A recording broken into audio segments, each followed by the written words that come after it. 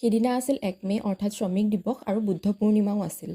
বন্ধ আছিল কাৰণে ময়ো মাৰ ঘৰলৈ গ'লোঁ, কাৰণ সিদিনা মাৰ ঘৰত এভাগ নাম পতা হৈছিল। গৈ পাই মই কাপোৰযোৰ সলাই মাৰ চাদৰ মেখেলা এযোৰ পিন্ধি ল'লোঁ।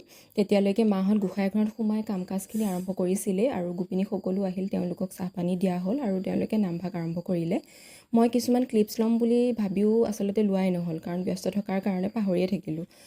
যিহেতু ভাতৰ আয়োজনো কৰা হৈছিল, ইফালে ৰন্ধা বঢ়া কামো চলি আছিল আৰু এয়া প্ৰসাদৰ কাৰণে পাত ধুই আছিল। তাৰ পাছতে সকলোকে প্ৰসাদ দিয়াও হ'ল, ভকতসকলক ভাত পানী দিয়া হ'ল আৰু তেওঁলোকে বিদায় ল'লে। সেইখিনি ভিডিঅ' কৰাই নহ'ল।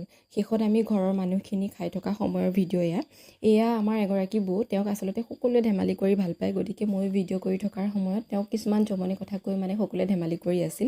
সেইখিনি টাইমৰ ভিডিঅ' আৰু শেষত এয়া আমাৰ নিধি মাইনা। নিধি মাইনাৰ ফটো মই আপলোড দিওঁতে সকলোৱে মোক সুধিছিল বা কিছুমানে মোক ফোন কৰিও কৈছিল তাইক মোৰ বেবী বুলি ভাবিছিল। আচলতে নহয়, তাই মোৰ দাদা আৰু বৌৰ ছোৱালী, মোৰ ভতিজী। এয়া চাওকচোন, তাই বৰ ডাঙৰজনী হ'ল, 3 মাহ হ'বলেই হ'ল চাওঁতে চাওঁতে।